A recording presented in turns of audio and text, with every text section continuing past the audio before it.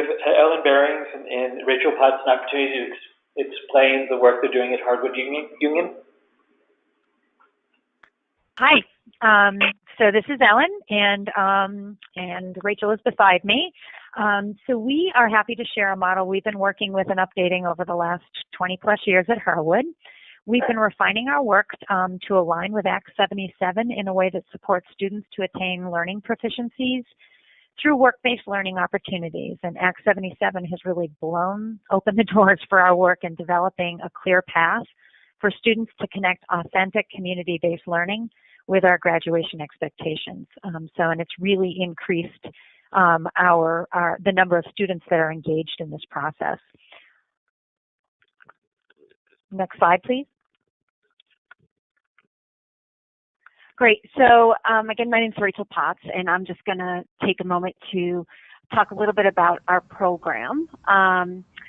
So in 9th grade, all students take personal and future exploration here at Harwood, which really serves as an introduction to flexible pathways, as well as providing an in-depth opportunity to create their personalized learning plans. So students are required to participate in a job shadow or a career lab. So that's an opportunity for community members and professionals to come inside our building and kind of talk to students about their career paths. So they do that in addition to career research.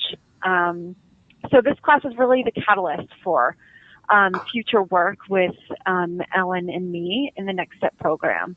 And throughout their time here at Harwood, we encourage all students to really take advantage of the opportunities we have here at Next Step. So for the purposes of this webinar, Ellen and I will really be focusing in on community-based independent studies and internships to meet graduation expectations given the proficiency-based system. So we are working on connecting employment opportunities also to meet content-based proficiencies. So we're kind of in the process of that right now. We have our hands in two worlds with our class of 2020 and below in the proficiency-based system. So another element of Next Step is our work with the transition program. So we really have designed a program to support students on IEPs to ensure equitable access to flexible pathways as well. Next slide, please. So Ellen's going to kind of explain a little bit about our metaphor for looking at these programs. So in thinking about doing a webinar, we wanted to kind of talk about the ingredients that we have. So we kind of thought maybe we should use a recipe as a metaphor. So I apologize if anybody hates metaphors. In the ingredients that we're thinking about are the essential components that are necessary to combine in order to lead to successful attainment of the proficiencies through these community-based opportunities. So as with all recipes, there can be a level of creativity so that we can personalize the outcomes, but we ensure that the necessary ingredients are available. So as far as an internship is concerned, the necessary ingredients that we kind of looked at are, an interested student. So sometimes the students come to us through their school counselors, and other times they're just knocking on our door, interested in learning more about what kind of programs or what kind of opportunities that are at Next Step. Also for an internship, I am the internship coordinator here, but Ellen also does some groundwork with students to develop opportunities. The internship is obviously really important to have, the internship site, along with the mentor. Sometimes students kind of come in with a connection, a family friend that might be a perfect match for an internship mentor, while other times we're doing a bit of research and potential job shadowing before we make that match. So we also have clearly defined proficiencies and performance indicators in mind, and I'll talk about that in a little bit, but we're meeting with content area teachers here at Harwood to discuss those proficiencies. And at Harwood, we actually have a member in each department is assigned to flexible pathways. So if we've got a student interested in doing independent studies or internships or online classes, they've got a content area teacher in that subject area that they can go to as their point person and help them guide them through assessing and attaining those proficiencies. So we've also have clearly defined goals and action steps, an internship plan that's aligned with performance indicators. It's really important for students to also have a flexible schedule. Our schedule right now, we're on an A-B kind of setup, so students will often work with their school counselors to set up either an A or a B day where they might have an entire afternoon to go to an internship site. Transportation is always an issue, and you know that we usually have juniors and seniors who are interested in internship opportunities because they have more accessibility to transportation. But being in a rural area and we don't have access to public transport, it's a big equity issue for us here. So we do try to work around that, and we've got some opportunities to take advantage if the students are on an IEP, but that can be difficult at times. Also, it's important to have ongoing reflection and assessment. So we've got students who are logging not only their time, their experience, but really thinking deeply about what they're learning at their internship site. In addition, we've got I've got reflections coming in from mentors too that students can process. And then we've got final evidence. You know, that's the final project at the end of their internship that kind of really takes into consideration all of their learning up to that point. Next slide. So directions. So it's important that we mix the students with the internship coordinator, that the student meets with me, and that we might start off by doing some job shadowing or maybe some inventories if they really don't know what they, you know, where their interests lie. And then meeting with the potential internship mentor is an important step in that. So we would meet collaboratively, and once that internship site has been identified, we would meet collaboratively and really talk about the goals for both the student and for the mentor, and develop an internship plan, which is then kept in a folder and in a Google folder that can be accessed by myself and their mentor. The final step is combining the student intern with also the content area teacher. So again, we're talking about proficiencies and how we're going to align those indicators with what they're learning at the internship site, and then to develop an assessment process, and looking at rubrics to making sure that their internship skills and knowledge is aligning with what we've got listed in the proficiencies for that content area. So we meet with them regularly. The content area teacher, I'm also, as the coordinator, getting feedback from their mentor and doing site visits. So next slide, please. Just to give you a little bit more of an image of what this might look like, I've included two examples. One is from a current student, and Emma secured an internship through the Rubenstein lab at UVM, where scientists are studying ecology in various watersheds across the state. So her goal is to learn how to identify and categorize zooplankton. Just in case you don't know what zooplankton is, it's there in the bottom left-hand corner, because I definitely had to look.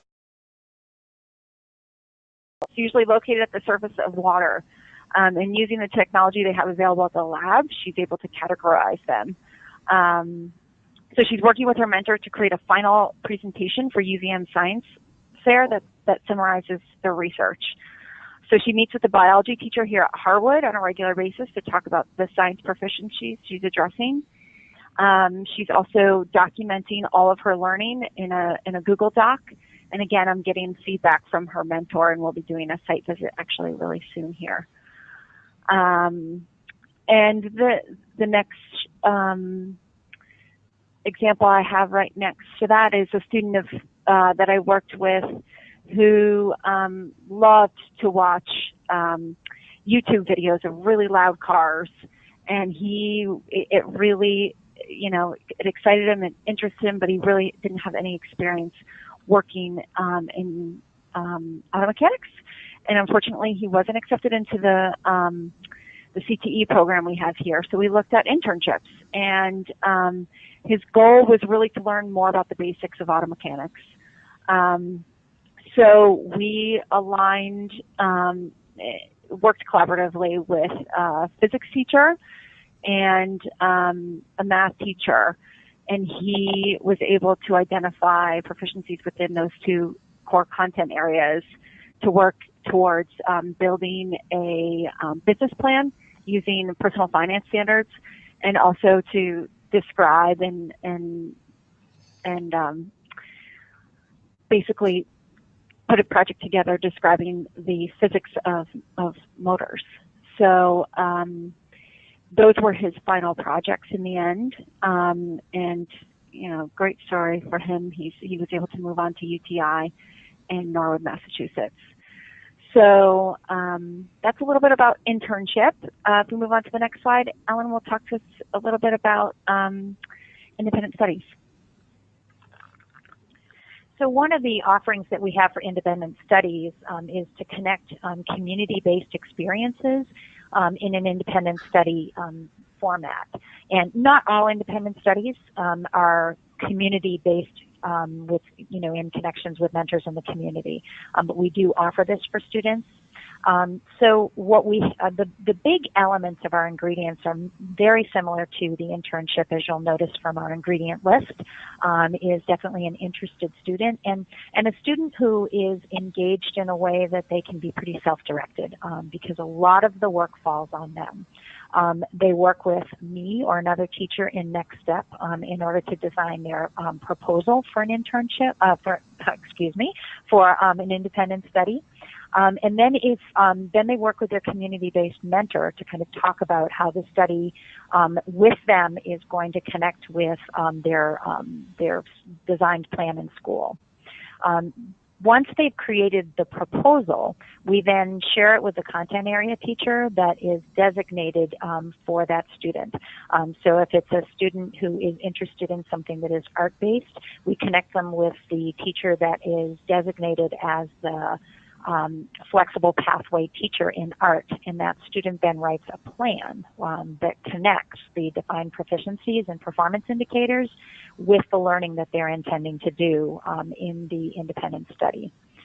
And then they also create the ability to assess the student's learning, and so they need to create some assessment products that the teacher will be able to look at and then compare to a rubric that's designed by the student and the teacher that specifically targets the performance indicators within our graduation proficiencies, so that they're able to be really clear about their performance and at least attaining a level of proficient, so that it is demonstrated for their ongoing transcript here.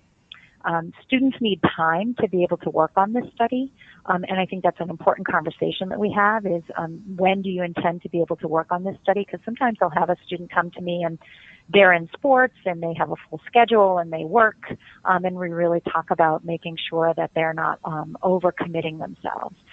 So we really try to encourage students to really think about how they're going to incorporate this in their time.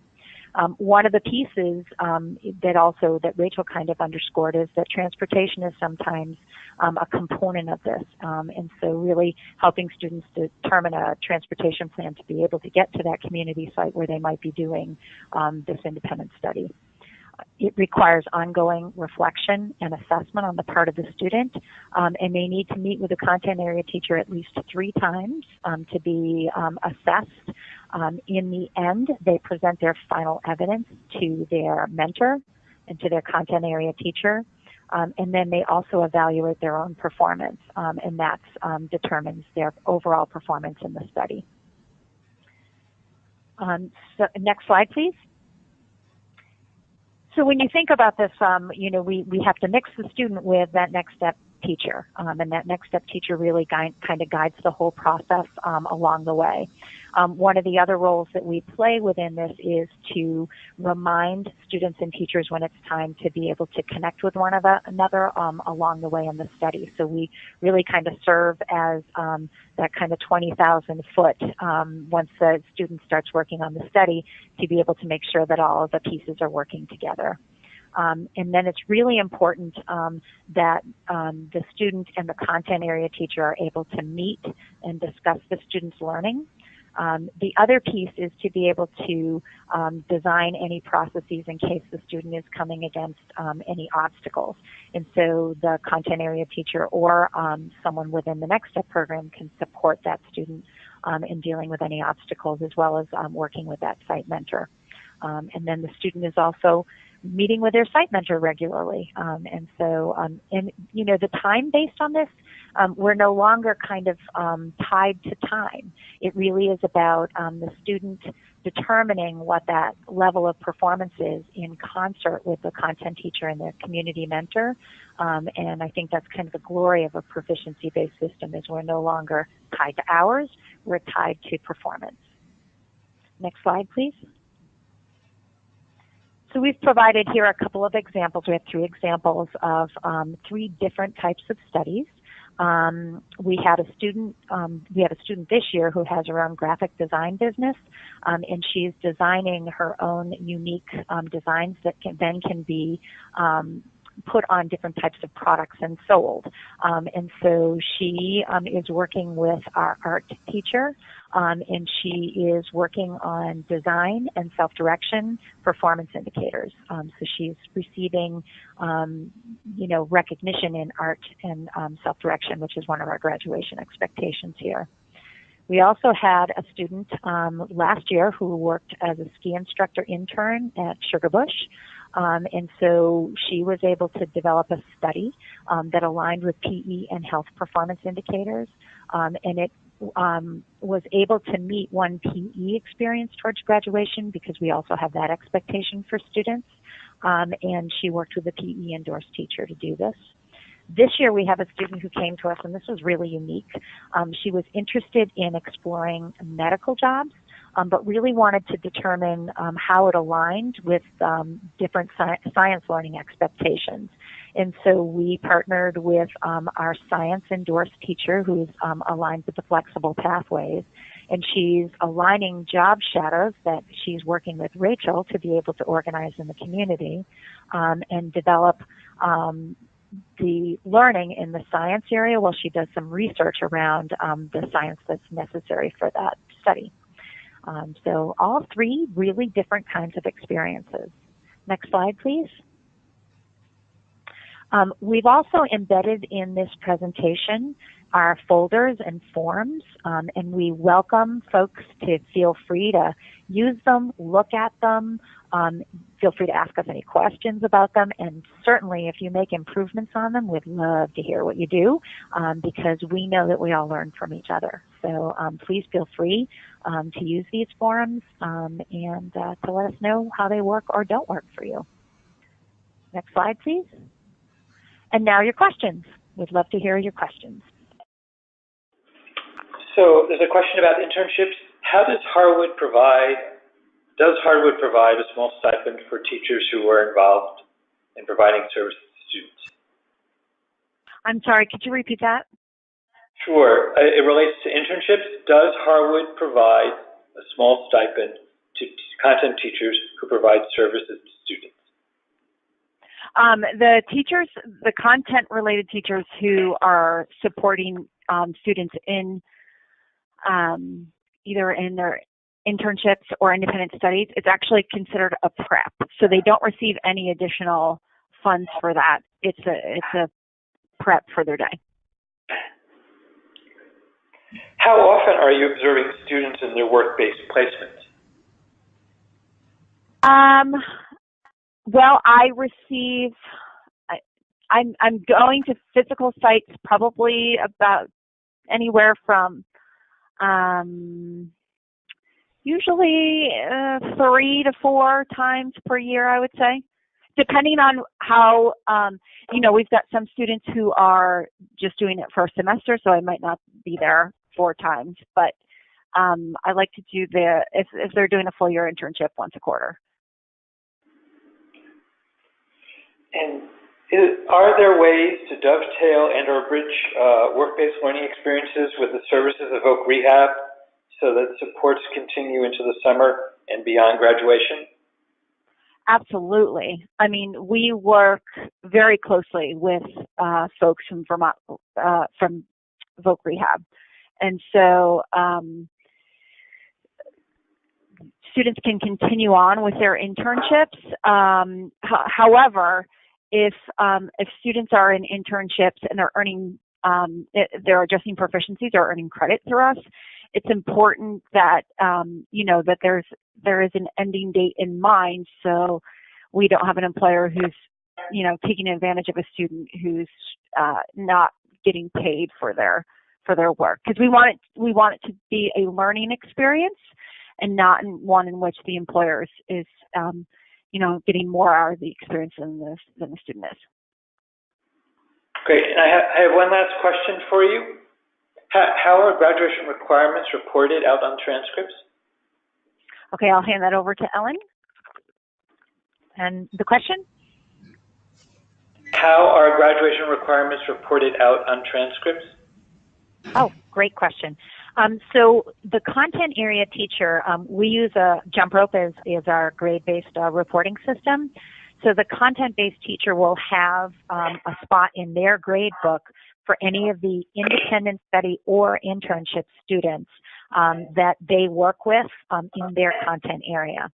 And it also kind of reflects one of the things that Ken talked about in terms of the teachers that are assigned to this flexible pathway duty. It's really helpful because it also helps to determine the additional numbers of students with whom they're engaged. So it does fall under their assigned duties, if that makes any sense. Great. We just want to thank Ellen and Rachel and Ken for sharing their effective practices with us today, and I'm going to turn it back over